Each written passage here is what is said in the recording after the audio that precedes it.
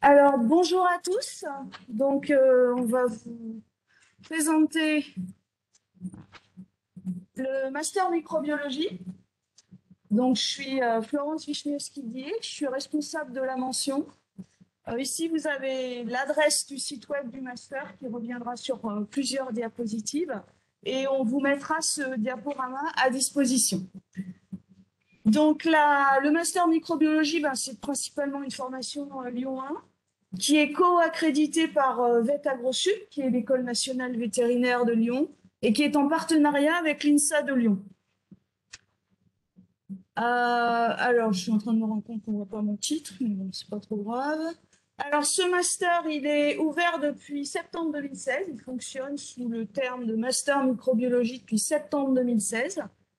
Alors, on part pas de zéro en septembre 2016, puisqu'en fait, on avait un gros master qui s'appelait Écosciences microbiologiques qui existait déjà, qui a été scindé en plusieurs masters, et dont le master microbiologie. Ce master, il vise à former les étudiants aux enjeux actuels de la microbiologie, à la fois dans les domaines fondamentaux et appliqués. On a la chance sur Lyon d'avoir un fort potentiel au niveau des équipes de recherche en microbiologie, et donc ça bénéficie bien sûr à notre formation. Et au niveau des stages, vous verrez dans les diapos qui vont venir après, on a une possibilité d'un stage en M1 d'environ 7 semaines. Donc c'est en gros une initiation à la recherche académique. Et un stage longue durée, une durée de 5 ou 6 mois lors de l'année de M2. Stage qui peut se faire en milieu académique ou industriel. Évidemment, ça va dépendre des parcours de M2. Essayer d'enlever le bandeau là, quand même. Non, je peux pas. Ah voilà. Alors le master tel qu'il existe au jour d'aujourd'hui, donc on a un M1 qui est coordonné par Monsieur Vial, qui vous prie de l'excuser, il ne pouvait pas être présent aujourd'hui, qui aujourd'hui accueille 48 étudiants. Et on a deux parcours que je vais vous présenter un peu plus en détail après. Le parcours MMPEM, qui accueille entre 20 et 30 étudiants, que je copilote avec Madame Aumet. Et le parcours MAB, qui accueille 20 étudiants, qui est piloté par Madame Fabre-Bunté, qui est à côté de moi. Mais ça va pas mal être chamboulé, puisqu'à partir de septembre 2022, eh bien, on va rajouter deux parcours, et un dont je parlerai, je vais parler des deux. Donc ça, c'est à partir de septembre 2022, deux parcours entièrement dispensés en anglais. Donc un premier parcours qui s'appelle PEMIP, qui va être mutualisé avec la biologie, avec le master biologie végétale. Donc PEMIP, c'est pour Plant Microbe Interaction for Plant Health. Et un deuxième parcours, le parcours H2O, dont vous avez peut-être entendu parler par d'autres formations, puisque c'est un parcours qui va être affiché dans un certain nombre de mentions de master, à la fois des masters de Lyon 1 et des masters de Lyon 2. Le fait qu'on rajoute des parcours de M2, bien, ça nous amène à augmenter notre effectif de M1 à 55. Donc, dès la rentrée prochaine, nous accueillerons 55 étudiants en M1 et non plus 48. Enfin, nous espérons en accueillir 55. Je vais commencer par vous parler de l'organisation du M1, sans rentrer dans le détail des unités d'enseignement, puisqu'on n'a pas vraiment le temps. Donc au semestre 1, vous avez en couleur rosée des yeux, on va dire plus d'ouverture, insertion professionnelle, et puis une d'anglais. En vert gris, on a deux UE assez généralistes pour les biologistes, qui sont d'ailleurs mutualisés avec au moins un autre master. Donc une UE qui vise à vous donner les fondamentaux pour traiter et interpréter des données en biologie. En d'autres termes, c'est des biostatistiques, mais vraiment appliquées à nos domaines scientifiques et enseignées par des microbiologistes et puis des biologistes végétaux. Une UE de technologie d'acquisition de données. Donc là aussi, que tout biologiste pourrait suivre, puisque c'est un petit peu vous mettre au goût du jour des techniques les plus récentes en matière d'acquisition de données. En bleu, on a des UE qui sont vraiment le cœur du métier du master. Donc, plasticité des génomes microbiens, biosécurité, génétique moléculaire des micro-organismes. Au semestre 2, on a 2 UE en bleu qui sont aussi vraiment cœur du master. Donc, microbiologie des écosystèmes naturels et anthropisés, interaction microbienne et socio-microbiologie. Et l'une des particularités de notre M1, c'est qu'au semestre 2, vous voyez 3 UE optionnels possibles parmi un panel assez vaste, puisqu'on a en tout 8 UE optionnels possibles, avec des UE optionnels qui sont plutôt sur des aspects microbiologie moléculaire en orange, des UE optionnels qui sont plutôt sur des aspects interaction plantes-micro-organismes en vert, une UE toute neuve de microbiologie biomédicale, une UE de microbiologie agroalimentaire, une UE de virologie fondamentale et enfin l'UE stage qui s'appelle découverte de la recherche. Il y a donc un grand choix d'UE optionnel et ça vous permet de colorer votre M1 en fonction de vos affinités, mais également en fonction de ce que vous envisagez de faire ensuite comme parcours de M2. Alors, ce qui vous intéresse probablement, c'est de connaître le taux de succès au M1. Donc, le voici sur les 3 dernières promotions.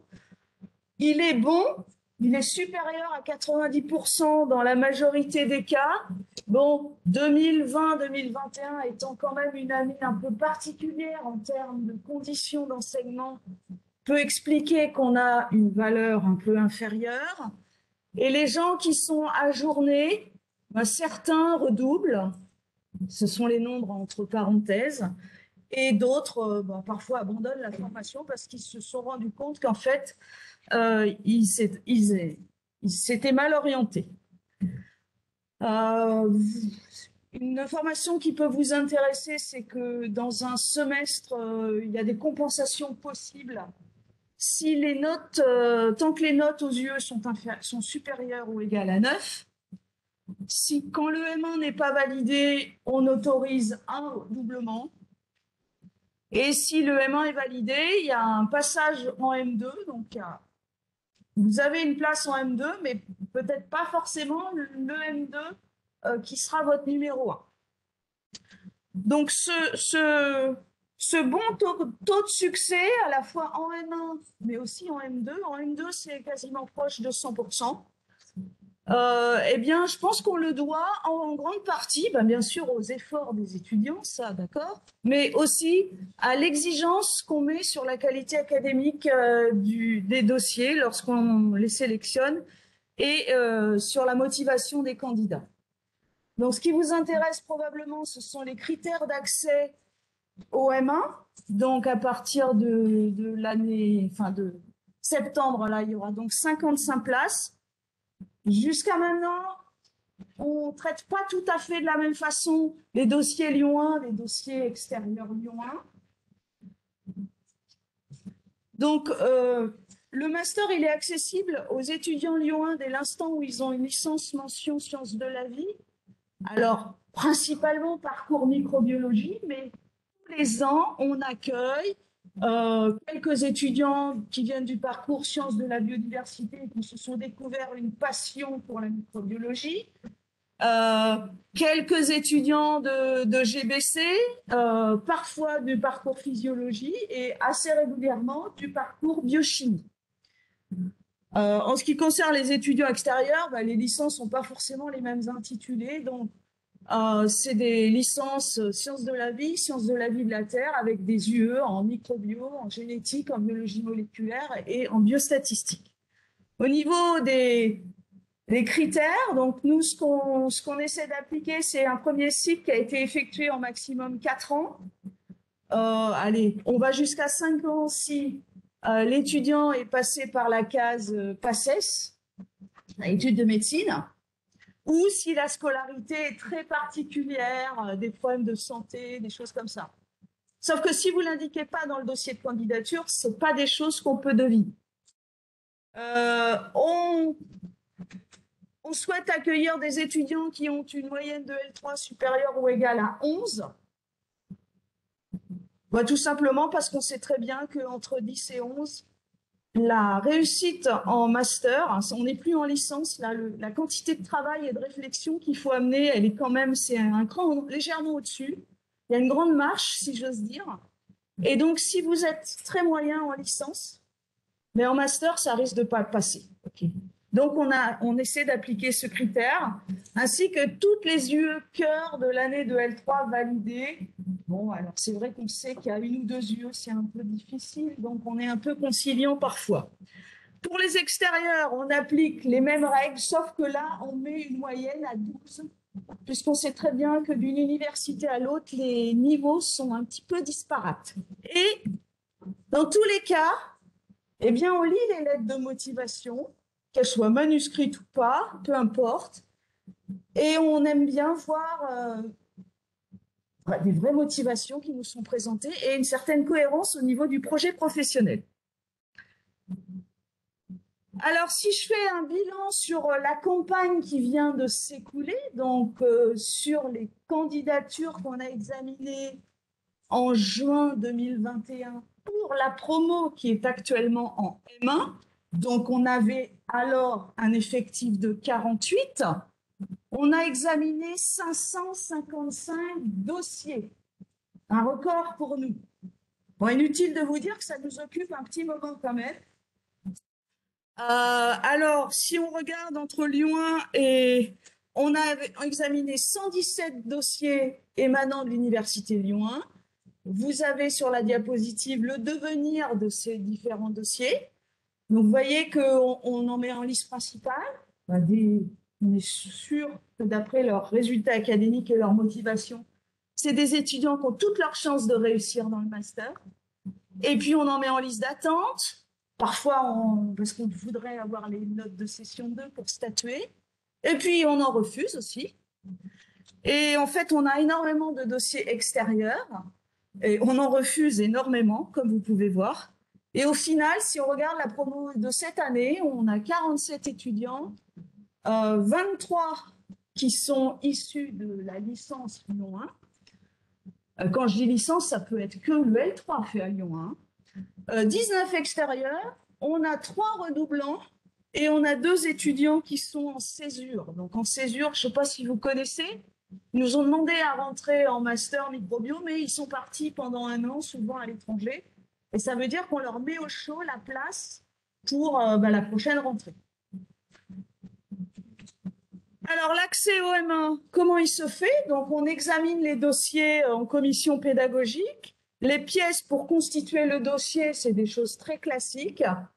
Et comme le PowerPoint sera à disposition, vous pourrez les retrouver. J'ai juste surligné en rouge 2 choses qui me semblent très importantes. C'est la lettre de motivation. Donc, comme qu'elle soit manuscrite, tapée, peu importe.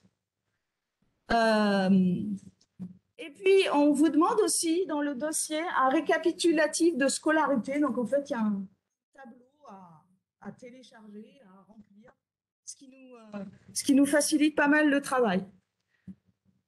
Et uniquement pour les étudiants qui ont fait leur licence à l'extérieur de Lyon 1, on demande une lettre de recommandation. Pour ceux qui sont dans l'établissement, on connaît suffisamment les collègues, voire nous aussi, on intervient en licence, notamment en L3, et donc on n'a pas besoin de lettre de recommandation. Les dates clés pour les candidatures 2022, vous avez de la chance, elles sont tombées il y a moins de 48 heures. Donc l'ouverture de l'application e-candidat 24 avril, 1 mois pour constituer son dossier, avis de la commission pédagogique au 24 juin, et vous devrez confirmer au plus tard le 8 juillet. Ces dates, vous pourrez les retrouver aussi sur le site web du master. Et j'attire votre attention sur quelques points importants. Si vous n'avez pas confirmé à la date butoir, donc 8 juillet, vous êtes automatiquement considéré comme démissionnaire. Ça vaut pour toutes les formations à Lyon. Si vous n'avez pas téléversé des pièces du dossier dans les temps, le dossier ne sera pas examiné. Alors si par exemple on vous demande parmi les pièces une attestation de réussite de licence et que vous ne l'avez pas encore, vous mettez un document licence en cours d'obtention parce qu'en fait, tant que vous ne téléversez pas un doc, ça bloque. Si votre dossier il est sur liste d'attente, eh ben, il faut attendre. Ce n'est pas la peine d'envoyer des mails aux responsables de master, à la scolarité de biologie, parce qu'une liste d'attente, il n'y a pas de classement, d'accord. Et si on vous a mis en attente, ben c'est que souvent on attend les résultats de session 2 pour statuer. Juste pour info, sachez que la rentrée se fait relativement précocement. Là, on pense que ce sera autour du 1er septembre 2022. On a à la fois la réunion de rentrée, présence indispensable, les IP du semestre 1 et le premier cours, dès le premier jour. Alors maintenant, on va passer à la présentation des M2, sans aller dans le détail du contenu des enseignements. On va juste présenter 2-3 diapos. Je vais commencer par le M2 que je copilote avec une collègue. Donc, c'est un M2 qui s'intitule Microbiologie moléculaire, pathogénie, écologie microbienne, qui est plus à viser recherche, on va dire. Enfin, c'est sa philosophie. Accès via soit l'obtention du M1 microbiologie ou d'autres M1. Parfois, on accueille des étudiants INSA 5e année ou des médecins, pharmaciens ou vétérinaires. Il y a une trentaine de places. La formation, elle est dispensée par des chercheurs, des enseignants-chercheurs, EC, c'est ça que ça veut dire, des personnels du corps médical, et on couvre les domaines de la microbiologie moléculaire, médicale, vétérinaire et environnementale. Et si on voudrait classer un petit peu le contenu, ben, on étudie les interactions, que ce soit entre les micro-organismes et l'environnement, ou les micro-organismes et les eucaryotes supérieurs. On étudie les mécanismes de pouvoir pathogène du micro-organisme et les réactions de l'hôte. Une des finalités, c'est que vous maîtrisiez les méthodologies et les outils moléculaires et biochimiques qui sont nécessaires en microbiologie. Et on vous prépare aussi à la recherche bibliographique sur un thème donné et à la communication scientifique, et qu'elle soit écrite ou orale. Dans ce M2, on fait un stage de 5 mois, de janvier à fin mai. Les stagiaires sont souvent accueillis par des laboratoires de la région lyonnaise, et notamment, il y en a quelques-uns qui sont cités ici, les deux qui sont en gras, le laboratoire d'écologie microbienne que nous connaissons très bien avec ma collègue, c'est dans ce laboratoire qu'on travaille, également le laboratoire microbiologie, adaptation et pathologie, qui sont en gros les labos qui drainent le plus de stagiaires, mais aussi les laboratoires dans lesquels les enseignants-chercheurs qui interviennent en majorité dans le master, eh bien, travaillent. Mais on a aussi régulièrement des stagiaires qui trouvent un stage au CIRI, Centre international de recherche en infectiologie, j'en ai même une cette année, ou au MMSB, qui est à Gerland, ou au laboratoire BF2I, ou dans des laboratoires de bêta-drosup, ou dans des laboratoires de l'ANSES. Ça peut être dans d'autres labos français. Cette année, j'ai une étudiante qui est à Montpellier, j'en ai un autre sur Marseille. Et ça peut être aussi des labos étrangers. Régulièrement, on a un étudiant qui part à l'étranger, qui a trouvé un stage et qui avait la volonté de partir à l'étranger. Sachez qu'il y a des aides financières à l'université pour ça. Et donc, cette année, il y a une étudiante qui est partie en Grande-Bretagne, et l'année passée, il y en avait un étudiant qui était en Allemagne. Alors, qui recrute les étudiants qui sortent avec le parcours MMPEM? Mais ça peut être des organismes publics de recherche comme le CNRS, l'INSERM, l'INRAE ou les universités. Mais ça peut être, et c'est même de plus en plus, des startups et des grands groupes industriels, on va dire principalement dans 4 domaines: santé, cosmétologie, environnement, agroalimentaire, biotechnologie. Et les métiers sont assez diversifiés. Hein, c'est une formation qui est à l'interface entre la microbiologie moléculaire et l'écologie microbienne. Et les étudiants sont formés au métier d'ingénieur d'études, en fait, c'est le niveau Bac+5. Et puis s'ils poursuivent, notamment par un doctorat, eh bien, ça va être ingénieur de recherche ou chercheur, ou enseignant-chercheur même. Là, vous avez le devenir de la promotion à 5 mois. Donc, ils sont diplômés en juin et cette enquête, elle est faite par nos soins en novembre. Vous voyez, donc ça, c'est la promo 2019-2020. On va mettre la promo qui vient de sortir. Vous voyez qu'il y a une majorité du camembert, c'est du bleu. Le bleu, c'est la poursuite en doctorat. D'accord. Donc, c'est quand même une des grandes finalités de ce M2. Et puis, il y en a qui continuent par des CDD, soit dans le secteur public, soit dans le secteur privé. Il y en a qui, à 5 mois, sont en recherche d'emploi. Il y en a qui ne donnent pas de nouvelles, donc c'est plus difficile d'en parler. La poursuite en doctorat, c'est donc 50%, voire plus certaines années. Et puis, pour à peu près 20% de ces 50%, eh bien, c'est l'école doctorale locale qui s'appelle E2M2 pour évolution, écosystème, microbiologie, modélisation.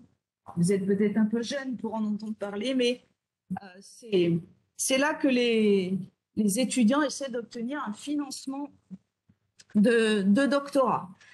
Je vais donner la parole à Madame Favre-Bonté pour qu'elle présente le second parcours. Bonjour à tous. Donc oui, moi je vais vous parler de cet autre parcours que vous avez à l'issue du M1 microbiologie, qui est le parcours intitulé Microbiologie appliquée à l'agroalimentaire, au biomédical, à l'environnement.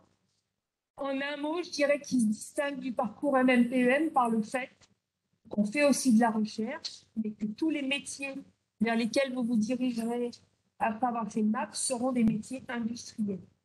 Donc l'insertion après ce master se fait en industrie et on va voir dans quel type de secteur à l'intérieur de l'industrie avec quel type de métier.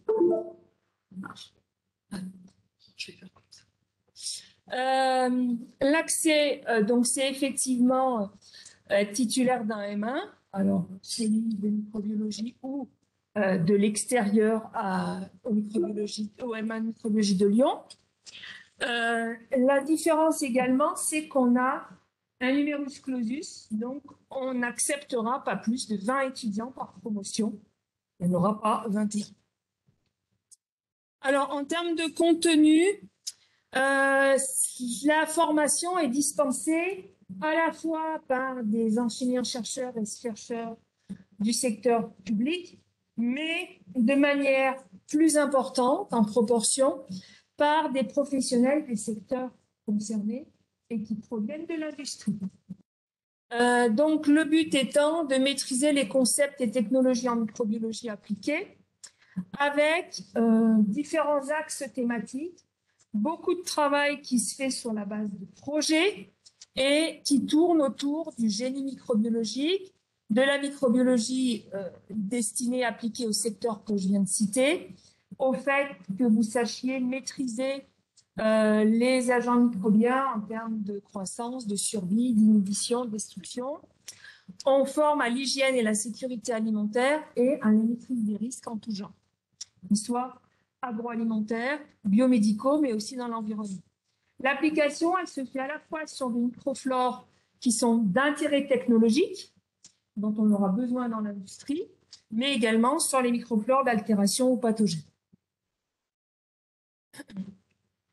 Alors, quelles sont les entreprises qui recrutent? Puisque là, on parle de secteur privé. Ce sont bien évidemment directement les entreprises qui sont en lien avec cette application-là de la microbiologie, agroalimentaire, environnement, secteur de la cosmétologie, des analyses microbiologiques et le secteur biomédical. En termes de métier, à l'issue du MAB, vous êtes formé pour accéder à des postes de microbiologiste, d'attaché de recherche et développement, responsable de production, cadre en assurance qualité ou cadre en contrôle qualité.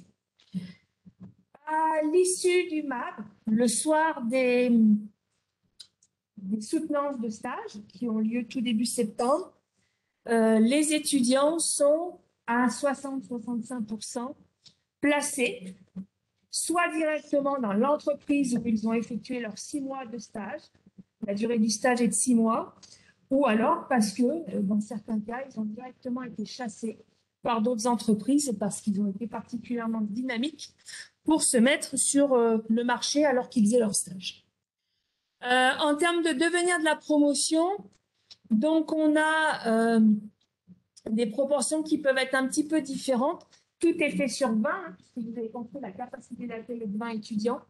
Donc, on a une insertion à la diplomation, c'est-à-dire le soir de la soutenance, qui peut s'effectuer dans ces différents secteurs. Certains ont fait le choix, notamment là, vous pouvez voir, à l'issue même, c'est qu'ils ont eu une proposition de CDD dans l'entreprise. Par contre, à un niveau un peu inférieur, celui du diplôme, en ayant la perspective de pouvoir évoluer, ou parce que c'est alimentaire, j'ai envie de dire. Et puis, ben là, quand on se place, normalement, c'est 5 mois après, hein, on a effectivement... C'est le promotionnaire. C'est à la diplomation. Ah oui, à la diplomation, pardon, qui était donc en septembre 2021. On avait finalement, vous voyez, des insertions qui sont ingénieurs en labo, responsable qualité-sécurité, auto-entrepreneur, chargé de projet d'études. Oui, effectivement, certains ont cette envie de créer une entreprise. Certains ont fait le choix de poursuivre leurs études pour donner une nouvelle coloration à leurs compétences, notamment dans le domaine, pour une, dans le domaine de l'innovation et pour l'autre, dans le domaine du management de la qualité. Pardon, si je reviens en arrière, ça va pas. Et je vais laisser la parole pour vous compléter ce qu'on peut faire après ce M2, ces deux M2 là.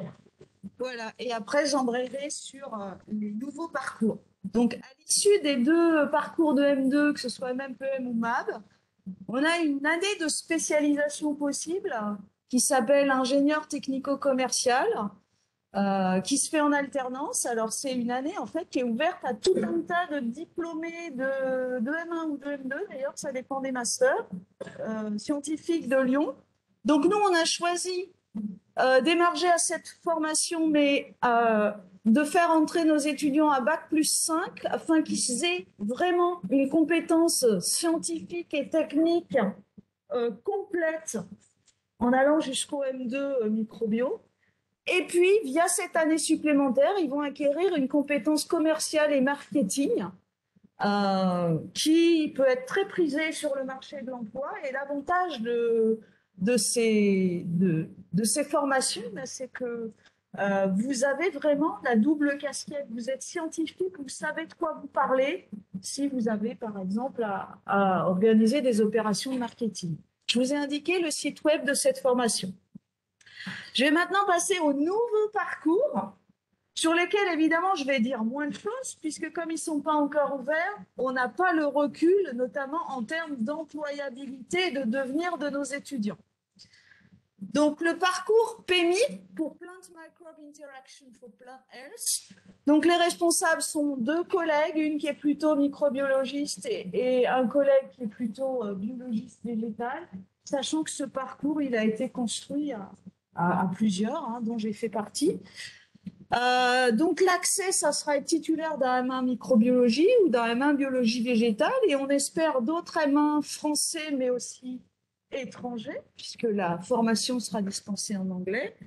On s'est limite, au moins au début, à 15 places. Évidemment, pour ceux qui voudront faire ce parcours en M1, on vérifiera leur niveau d'anglais, puisque suivre des cours en anglais, il faut quand même maîtriser un peu l'anglais. Les compétences qu'on souhaite délivrer à nos étudiants, donc c'est une formation qui sera dispensée par des chercheurs, des enseignants-chercheurs, des professionnels du secteur privé. Et la finalité, c'est un petit peu de devenir expert des interactions plantes-micro-organismes afin d'être capable de proposer de nouvelles solutions naturelles pour répondre aux principaux challenges de l'agronomie, de l'agroalimentaire et de l'environnement qui s'ouvrent actuellement. Donc, les métiers, puisque c'est une formation qui sera l'interface entre la microbiologie et la biologie végétale, les métiers auxquels ça pourra conduire, c'est un petit peu les mêmes que ceux qu'on va trouver pour un M2 classique, donc ingénieur d'études, ingénieur de recherche, chercheur, cadre en milieu industriel, que ce soit à bac+5 ou à bac+8. Donc, vous aurez compris, c'est des étudiants qui pourront éventuellement, s'ils le souhaitent, poursuivre par un doctorat. Les employeurs potentiels, on pense à organismes de recherche publics, mais également les startups et les grands groupes industriels qui développent des produits issus des plantes ou des micro-organismes, que ce soit en France ou à l'étranger. Et là, je vous ai cité quelques sociétés qui sont dans ce domaine. Donc évidemment, là, je ne peux pas vous mettre de camembert. Vous avez compris pourquoi. La première promo, on l'accueillera, si tout va bien, en septembre 2022. Je vais dire 2 mots sur le dernier parcours qui s'appelle IWS H2O. C'est pour Integrated Watershed Sciences. C'est un parcours très particulier parce que il est interdisciplinaire. D'accord ? Donc, si votre trip, c'est la microbiologie et que la microbiologie, c'est pas fait pour vous. D'accord ? Là, c'est vraiment une volonté d'ouverture sur l'interdisciplinaire, puisque c'est un parcours qui est mutualisé entre plusieurs masters de Lyon 1 et Lyon 2. Donc, la promotion dans ce M2, ce sera des étudiants qui vont venir du master en plus en écologie, en microbiologie, en géographie, en économie, en sciences de l'ingénieur, tout ça pour créer une émulation et favoriser les échanges entre disciplines. Donc la finalité étant de former des spécialistes qui sont capables d'appréhender les défis complexes de demain dans le domaine des sciences de l'eau et des hydrosystèmes. Et bon, j'imagine que vous savez que dans tous les hydrosystèmes, évidemment, il y a des micro-organismes qui jouent un rôle primordial. Alors, on a une correspondante pour ce master qui est une collègue, Agnès Richomme-Jolion, dont vous avez le mail ici. Donc, dans ce master, chaque étudiant fait l'EM1 dans son master d'origine. Donc, pour nous, ça sera l'EM1 microbiologie. Avec quelques ateliers en plus au cours du M1 pour déjà commencer à se confronter à l'interdisciplinarité. Et puis, en M2, eh bien, il y aura des enseignements spécifiques. Alors, je ne vais pas lister les yeux, tout en anglais, OK ?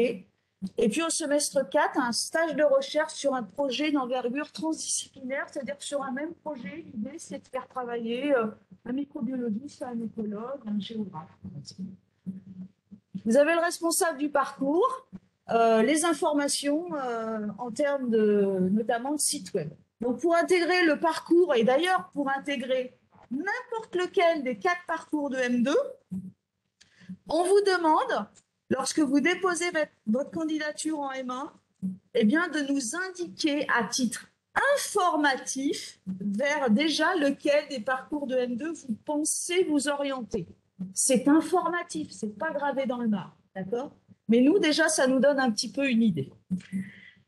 J'ai encore 2 petites diapos et après, je vais donner la parole à des étudiants de la formation ou des ex-étudiants, d'accord ?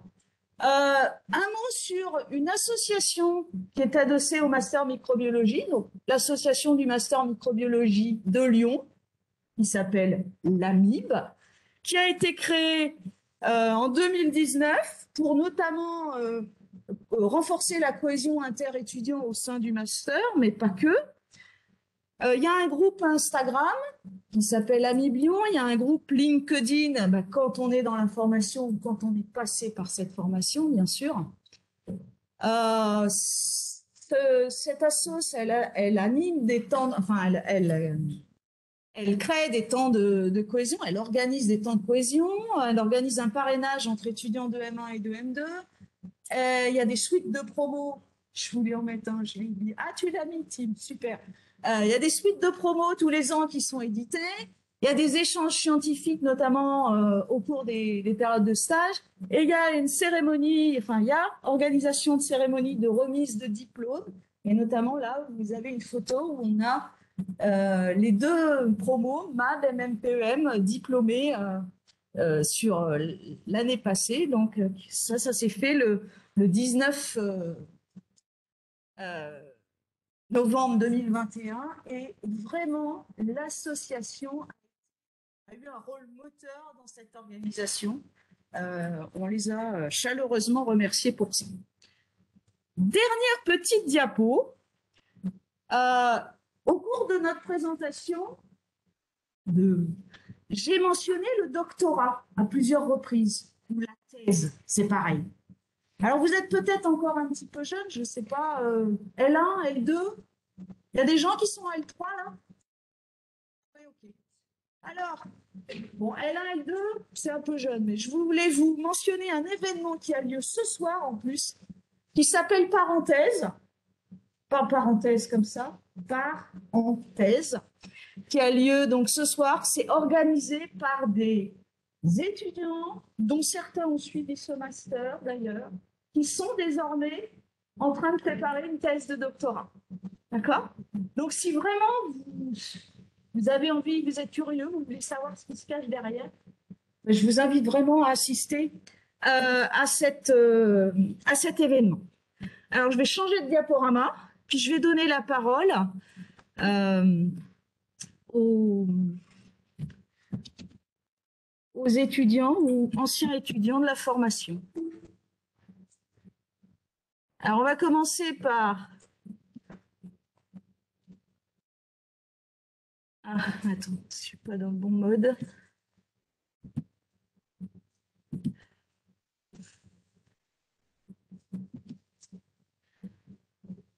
Ah, sorry. Attends. Il ne veut pas reculer. Qu'est-ce qu'il veut? Voilà, tu vas venir là pour que les gens qui sont en visio t'entendent. OK? Merci. Bonjour, Timothée Zanispero, je suis actuellement en Master 2 MMPEM, le Master 1 l'année dernière, promotion Covid-19.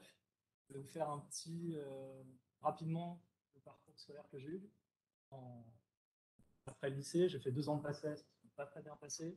J'ai fait 3 ans de licence SVT qui sont bien passés, avec le parcours microbiologie en L3, donc j'imagine que si vous êtes là, c'est qu'il y en a certains qui le font aussi.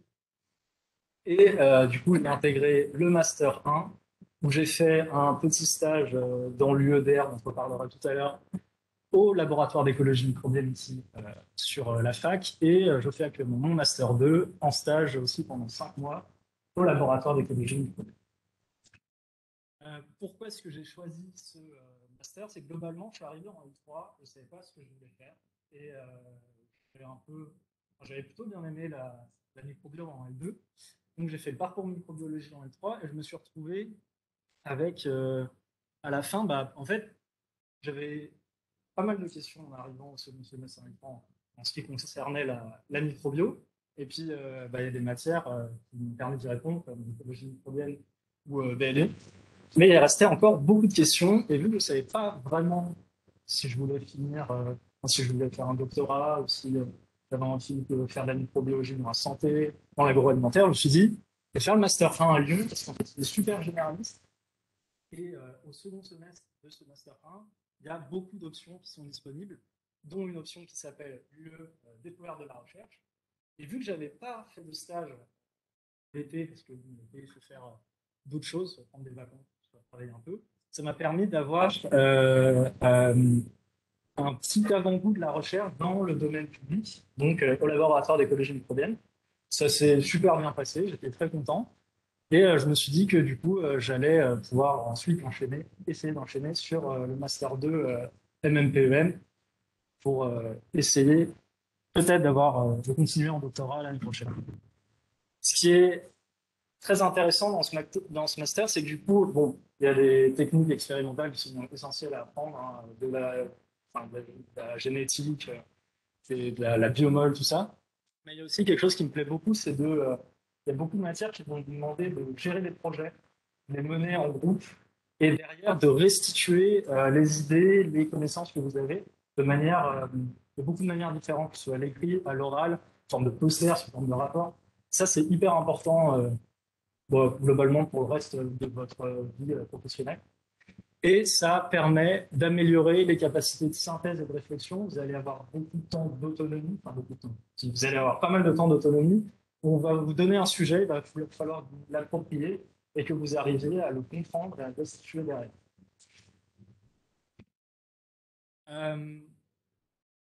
En termes de points positifs, quand je mets une relation avec les études qui est différente, c'est que là, vous êtes dans une licence, vous êtes beaucoup, il y a une promo qui est quand même grande, je ne sais pas si vous connaissez beaucoup les gens avec qui vous étiez, avec qui vous êtes, moi je ne les connaissais pas trop. Et je suis arrivé en master, en fait la promo est toute petite, enfin, beaucoup plus petite que la licence, ça permet de créer des liens, vous êtes avec des gens qui ont normalement, en termes d'études, les mêmes centres d'intérêt que vous, donc c'est vachement bien. Les plus accessibles, vous êtes moins nombreux. Et alors, au moment où j'ai demandé à postuler, il y avait deux parcours, donc le MAP et le MPN. Comme j'ai dit, vu que je ne savais pas trop ce que je voulais faire, ça me laissait un peu le temps de réfléchir et de me retourner s'il y avait besoin. Et alors là, avec le troisième master que j'aurais voulu faire si j'avais pu, enfin, un an trop tard, mais c'est comme ça, vous avez encore plus de possibilités en fait, de faire quelque chose qui vous plaît à la fin. Et puis les stages, pour moi, l'UEDR, le master 1, 7 semaines de stage, ça peut paraître un peu court, mais c'est hyper important, même si vous ne voulez pas spécialement faire de la recherche après, faire une thèse ou un doctorat, ça vous permet au moins de vous situer, de savoir si vous voulez faire ça ou pas. Donc moi, je vous conseille, si vous venez en master, prenez cette UE, c'est super bien. Et le stage longue durée, enfin le master, vous prépare peut-être un bac métier de la presse, qui est très bien, un bon point. Voilà. Ah oui, bon. Encore un tout petit peu. On parlait de l'association AMIB avant. Si vous avez vraiment une question plus loin dans le semestre, vous nous dites peut-être un point de vue d'autres étudiants, ça peut être bien, n'hésitez pas à nous contacter sur l'Instagram d'AMIB Lyon, ou même Messenger si vous trouvez, on a un groupe Facebook aussi. Et globalement, je pense que tous les étudiants de master sont super contents de répondre à vos questions, si vous en avez. Donc n'hésitez pas. Voilà, merci. Merci Tim, on fera toutes les questions à la fin. On va enchaîner par Pauline. Donc Pauline, elle a un an de plus. Elle est de la promo d'avant Tim. OK? Allez Et je Pauline. veux juste intervenir, vous n'avez aujourd'hui pas de représentants étudiants qui sont actuellement en MAP parce qu'ils sont dans l'industrie en stage. Très bien. À toi. Donc, bonjour à tous, je m'appelle Pauline Bouillant et actuellement je suis doctorante au sein du laboratoire d'écologie microbienne. Donc, je vais vous présenter un peu mon parcours. Donc, après mon bac, j'ai fait une licence sciences de la vie extrêmement générale à l'Université de Rouen. Donc, j'ai découvert la microbiologie pendant ma licence. Et après, j'ai décidé de venir à Lyon pour faire mon master de microbiologie. Donc, j'ai fait le M1. Et après, je me suis dirigée vers le master de NMPM, parce que la troisième option n'existait pas encore. Et du coup, à la suite de mon master 2, j'ai fait un stage au sein du laboratoire et j'ai décidé de continuer en doctorat dans ce labo. Donc, j'avais choisi ce master. Pourquoi? Parce qu'en licence, j'ai découvert la microbiologie et j'avais déjà eu l'occasion de faire des stages dans des laboratoires et ça m'a conforté dans l'idée de continuer dans ce domaine. Ces stages aussi, ça m'a permis de savoir que je voulais travailler dans la recherche et j'étais très curieuse, tout simplement de base, je suis quelqu'un de curieuse, donc déjà, ça me correspondait plutôt bien. Et en plus de ça, le master microbiologie, il était très axé sur l'écologie microbienne et beaucoup de techniques de biologie moléculaire, ce qui me plaisait bien. En plus de ça, les plus du master, je pense que pour tout le monde, c'est vraiment d'avoir plusieurs possibilités de M2, parce que même si on est tous intéressés par la microbiologie, il y a vraiment des aspects qui vont plus nous plaire à certains qu'à d'autres. Donc, pour moi, 2 parcours, c'était pas mal, je pense. En plus de ça, en M1, il y avait pas mal d'UE optionnels pour justement se concentrer sur les intérêts que chacun peut avoir. Par exemple, si on est plus biologie moléculaire ou interaction plante-micro-organisme. Ça, j'avais trouvé ça sympa aussi. Et pareil pour les stages. J'ai pas pu faire de stage maintenant, Covid. Mais en M2, de faire un stage en laboratoire, c'est vraiment ce qui permet, je pense, de savoir ce qu'on veut faire dans la médecine. Vraiment, je pense que même si on ne veut pas faire de thèse comme la médecine, c'est important de faire des stages justement pour savoir où vous situez. C'est vraiment ça qui permet de déterminer si vous allez continuer ou pas dans un domaine. Du coup, le master aussi m'a apporté beaucoup de notions de connaissances, notamment en concept d'écologie microbienne, en technique omique. Donc, c'est toutes les techniques de séquençage, de protéines, c'est peut-être un peu pas pour vous, mais c'est vachement utilisé en ce moment, donc c'est bien de connaître tout ça. Et aussi au niveau pratique, beaucoup de techniques de génétique moléculaire et de microbiologie de base, qui est très important aussi, notamment en recherche pour moi. Le master, ça m'a aussi permis d'apprendre à gérer des projets et à faire du travail d'équipe parce qu'il y a quelques lieux qui sont assez où il y a des travaux à faire en cours justement et qui permettent de développer ces compétences, ce qui est bien. Et en plus de ça, il y a aussi beaucoup de travail de communication dans le master à faire. On a souvent des présentations orales et on a aussi des rapports à rédiger. Et en plus de ça, ça nous permet aussi d'apprendre à analyser les résultats et à prendre du recul sur les informations qu'on nous donne. Et ça, dans ce que je fais maintenant, c'est très important. Voilà. Merci Pauline pour ton témoignage. On a un dernier témoignage. Là, toi. Bonjour à tous, je m'appelle Reda Benjibour et je suis depuis quelques années. Mais j'ai eu l'opportunité de, après avoir fait un master 1, donc comme vous, pas noté ici, mais avec licence 3 microbiologie, suivi de master 1 biologie et master 2 maths. Et finalement, c'est grâce au maths et c'est en intégrant ce master-là que j'ai pu réaliser un projet professionnel, puisque dès le master 1, j'ai besoin d'une responsabilité en agroalimentaire. Donc c'est pour ça que je me suis tourné vers le bac, finalement, c'est parce qu'il avait ce côté industrialisant.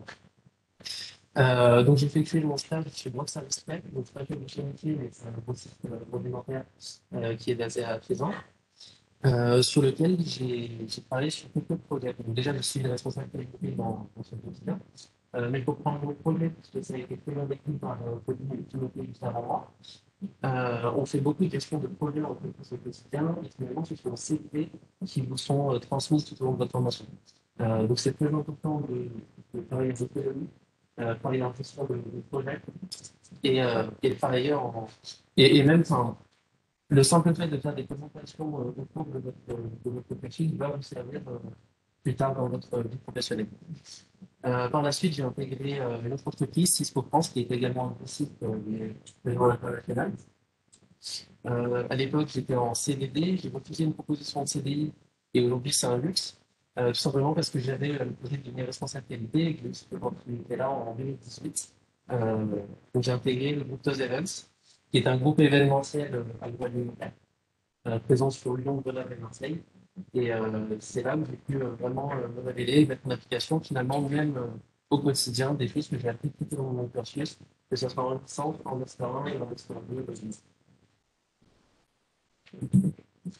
Je voulais simplement rajouter un mot par rapport à ce qui a été dit, qui est déjà très complet. C'est la partie réseau. Puisque vous proposez justement un réseau, Instagram, LinkedIn, etc. C'est le réseau où vous allez créer entre vous, déjà entre vous, élèves, et entre élèves d'études en commun. Finalement, le réseau est très important parce que, à l'issue de mon master bio, j'ai pu trouver un stage quasiment immédiatement, immédiatement. Et finalement, ça s'est joué sur le réseau et le contact professionnel. Et ça aussi, ce sont des puisque j'ai contacté l'entreprise chez laquelle je voulais travailler, Cisco France, directement sur LinkedIn. C'est-à-dire que leur slogan, c'était envie de pimenter votre carrière. Et finalement, ils ont contacté ma candidature. Donc j'ai décidé de leur envoyer un message pour leur dire que je pouvais ma carrière. Ils ont trouvé ça piloté un peu de guillemets et m'ont rappelé finalement quasiment 20 ans plus tard. Les qualités qu'on va vous demander aussi bien en master qu'en entreprise par la suite, ça va être de la rigueur, Ça va être de l'esprit d'équipe, ça va travailler en équipe entre vous. Vous allez faire énormément de projets, mais pas en individuel et en toute autonomie, mais également entre vous en équipe. Et c'est savoir faire preuve de relationnel et de polyvalence, puisque vous allez, comme vous l'avez compris, étudier quelques matières, quelques projets, et ici c'est très important. Simplement à titre informatif, j'ai mis comme les salaires en toute transparence, puisqu'à l'issue du MAG, j'ai pu négocier un salaire de 30 000 euros brut par an en incluant les coûts annuels. Sachez que le salaire, c'est vous qui le négociez avec les entreprises et que en faisant ce parcours-là, que ce soit MAG ou contrat vous n'aurez pas vous aurez pas à vous dire passer à une école d'ingénieur, passer à une école privée, puisque vous serez traité au même titre qu'une école d'ingénieur et que vous négociez en salaire au même titre que les autres élèves d'ingénieur qui étaient à la descente dans cette entreprise. Donc c'est vous qui avez la main et c'est vous qui avez vraiment votre adresse. Et si vous avez des questions, ben, j'ai mon accès sur la diapo précédente, ben, n'hésitez pas si jamais vous avez des questions sur la médecine. Merci Réva, et tous les trois d'ailleurs. Il reste pas énormément de temps, mais on va consacrer ce temps aux questions. Alors je vais arrêter le partage d'écran parce que s'il y a des questions via le chat, je ne vais pas les voir, difficilement. Alors, est-ce qu'il y en a déjà dans le chat? Bon, pas pour l'instant. Dans la salle, il n'y a pas de questions. Après, si vous voulez, on a une salle, ça doit être Tennis 52, où on peut se réunir en plus petit comité, si vous voulez, s'il y en a qui ont des questions un peu plus spécifiques. C'est pas 52? Ouais, bon, je suis peut-être mal imprimé, c'est pas grave. Non, vous n'avez pas de questions? C'était tout clair et limpide dans la salle? Ou il y a trop d'informations, vous ne savez plus, c'est ça? Alors, il y a une question. Attendez, il y en a deux dans le chat. Est-ce que le fait de faire une licence physio limite grandement les chances d'accès à ce master? Non, ça limite pas les chances d'accès. Si vous avez un bon dossier, si vous êtes motivé et conscient que il y aura quand même un décalage, notamment au niveau des attendus en microbiologie, c'est tout à fait faisable. On a déjà eu des étudiants de physio qui ont bien réussi. Alors, oui, bien sûr, on peut rejoindre une L3 microbio à partir d'une L2 sciences de la biodiversité. Il y a une diapositive, peut-être vous l'avez ratée, qui montrait les différents parcours, donc principalement microbio, mais sciences de la biodive, GBC, physio et biochimie. Alors, est-ce que le stage de l'U optionnel en S2 se déroule à une période particulière? Oui, il se déroule sur avril et première quinzaine de mai. Et la durée maximale, oui, c'est 7 semaines. Est-ce qu'un stage facilite l'accès? Oui et non. Non, c'est pas un critère qui est vraiment. Tous les ans, on accepte des dossiers d'étudiants qui n'ont pas fait de stage et on peut imaginer que ils n'ont pas fait de stage pour diverses raisons, parce qu'ils n'ont pas eu l'opportunité, parce que leur cursus leur a pas permis, parce qu'ils doivent travailler l'été. Donc non, c'est ne pas avoir fait de stage, c'est pas rédhibitoire du tout. Si vous en avez fait un, c'est super, évidemment. Dans la salle?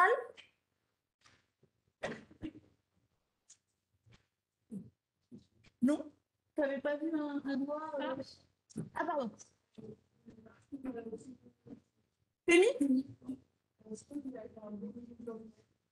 Alors, la question, je vais la répéter pour ceux qui sont en visio. Qu'est-ce qu'on entend un bon niveau d'anglais en PMIP? Être capable de suivre un cours en anglais. Donc, un niveau C1, je dirais. Je pense pas qu'on vous la demandera. Mais bon, moi, je suis tout à fait capable de faire des interviews en anglais et d'évaluer votre niveau d'anglais. Hein. Donc, ça sera très rapidement vu. Là, cette année, pour innover un peu, moi, je fais une intervention de 3 heures dans le M2 MMPEM. Je l'ai faite en anglais. Voilà. Il y a un ou deux étudiants, je les ai vus quand même s'accrocher à la table. Hein. je me suis dit, ben, ceux-là, typiquement, on n'aurait pas pu les accepter en pénible. Et puis, il y en a d'autres, ils ont été capables de me poser des questions en anglais. Bon, bah, ok. Je pense qu'il ne faut pas non plus se dire qu'on a un niveau trop médiocre. Faut essayer, il faut se le faire évaluer, son niveau d'anglais. Oui? Ben, on n'a pas encore statué là-dessus. Les épreuves orales qu'il y aura, évidemment. Pour l'écrit, la logique voudrait que ça soit en anglais aussi. Mais on innove là. Hein. Oui, la présentation a été enregistrée. Une question à droite. Alors, attends, il y en a une autre. En licence depuis 5 ans, on ne peut pas postuler en master. Si, on peut postuler en expliquant pourquoi on a mis 5 ans pour faire sa licence. On a besoin de travailler, par exemple. On a eu des problèmes de santé. Ça, c'est entendable. Une question dans la salle. Oui? Pour le master IWS, c'est le genre de progrès que vous préférez. Alors là, franchement, je vais avoir du mal à vous répondre parce que il démarre aussi ce master, ce parcours. Donc, on n'a pas encore eu ce profil étudiant, ni de projet associé, mais je pense qu'on peut très bien imaginer, je sais pas moi, on a un barrage, voilà, là, quel est l'impact de la mise en place d'un barrage sur, il y en a qui vont travailler sur les poissons peut-être, les géographes vont travailler sur l'eau, et puis un microbiologiste pourrait très bien travailler sur les flux de matière qui sont pris en charge par les micro-organismes, par exemple. Ça pourrait être ça, par exemple. C'est quand même quelque chose ce que j'ai pas dit, ouais, quand j'ai présenté le parcours IWS, c'est que c'est quand même, l'idée c'est qu'il y ait une application derrière. Enfin, c'est quand même connecté au monde socio-économique, les thématiques qui sont vouées à être développées dans les projets. Oui? Ça apporte, par exemple, un master maths, auquel on est déjà Ça apporte l'interdisciplinarité. C'est ça le maître mot de ce parcours. Parce que vous allez travailler avec des gens d'horizons très divers, qui ne sont pas microbiologistes. C'est un exercice aussi très intéressant parce que ça veut dire qu'il faudra vous mettre à leur portée. Pareil pour les géographes ou pour les gens qui auront plutôt des formations en droit de l'environnement, par exemple. Mais je comprends votre question, en fait, parce que nous, dans le MAP, on cherche autour de certains projets à rassembler des gens qui ne sont pas que des microbiologistes. Donc, je trouve votre question très pertinente. Moi, je pense qu'on est un peu embarrassé pour vous répondre parce que ce master, il n'a encore pas tourné. Voilà. Donc, est-ce qu'il y a une extension, une distance dans l'interdisciplinarité? Mais effectivement, quand on travaille dans une société ou même en recherche publique sur des aspects de projet, tout nous pousse aujourd'hui à être interdisciplinaire. Donc,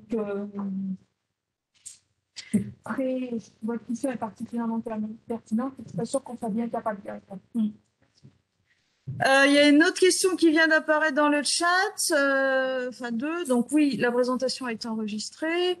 La proportion de travaux pratiques dans les masters. Ouf. En M1, il y a énormément de travaux pratiques. Hein. Il y a les anciens étudiants qui secouent la tête pour dire oui. Je sais pas, il y a des travaux pratiques dans quasiment toutes les UE à raison de parfois jusqu'à une trentaine d'heures de travaux pratiques. Donc il y en a beaucoup. Ouais, oui, je dirais entre 40 et 50% peut-être de l'enseignement. En M2 MAB, non, hein. Il n'y a pas de travaux pratiques. En M2 MAB, il n'y en a pas. En M2 MMPM, il y a une UE de travaux, enfin, qu'on appelle travaux pratiques, mais en fait, c'est un projet de travaux pratiques qui mène par groupe de 4 ou 5. C'est vraiment eux qui pilotent le truc. D'autres questions?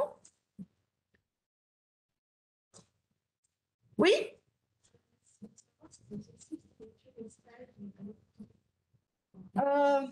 Ok, je vais répéter votre question pour les gens par le chat. Est-ce qu'il est possible d'effectuer des stages à l'étranger? Yes, of course. C'est même très bien perçu. Ça arrive pour le M1, mais c'est difficile de trouver un labo qui veuille vous accueillir pour une durée si courte, puis ça fait beaucoup de logistique pour juste cette semaine.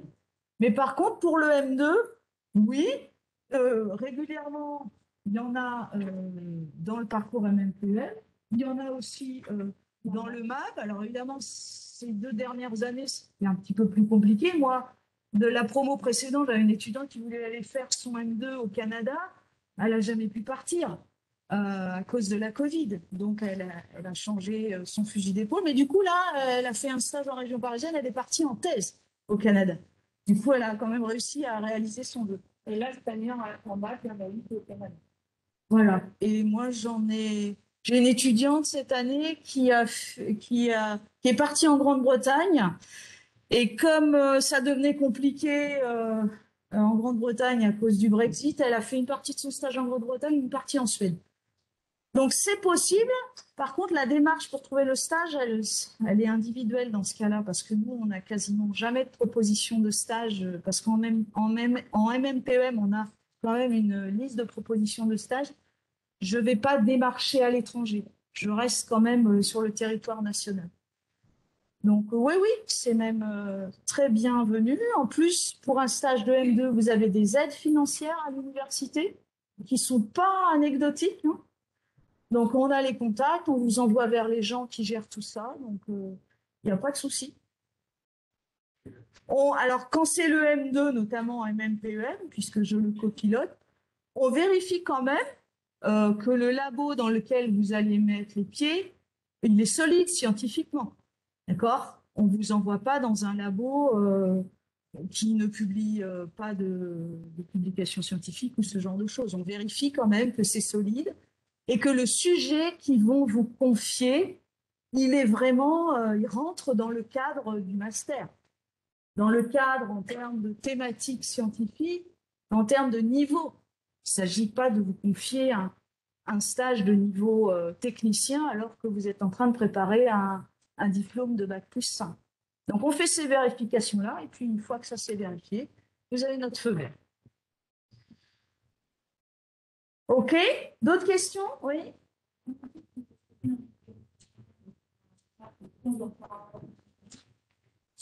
Bah, des fois, alors la question c'est est-ce qu'on doit exposer son projet professionnel dans la lettre de motivation?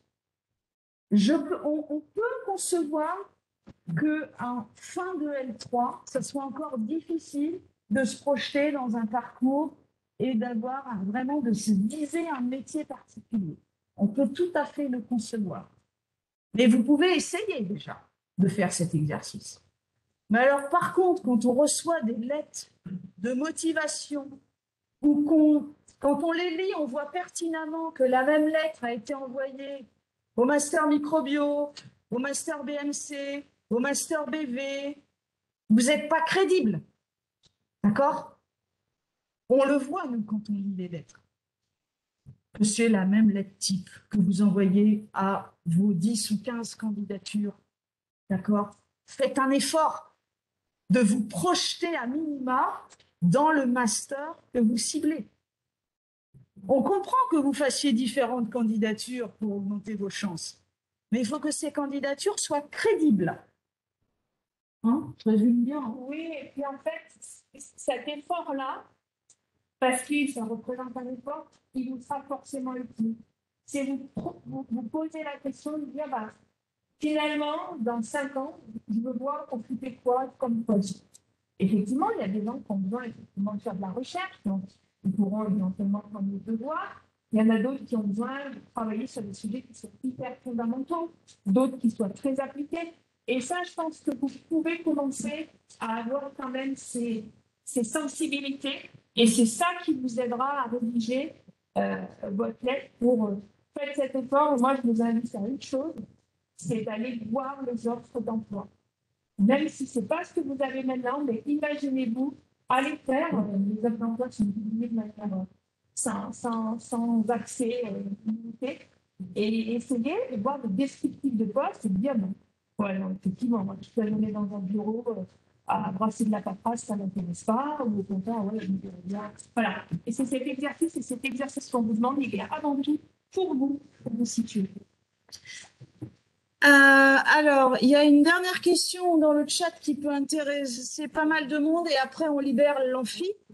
Les structures pour les stages en microbio concernent-elles seulement les labos? Alors, pour le stage en M1 qui s'appelle Découverte de la recherche, notre souhait, c'est vraiment qu'il soit fait dans un laboratoire académique, puisque l'UE, c'est Découverte de la recherche. Et en fait, c'est pas vraiment, enfin, on a ce souhait-là, mais c'est surtout qu'aujourd'hui, aucune entreprise privée Aussi. ne vous prendra pour 7 semaines pour un stage. Voilà.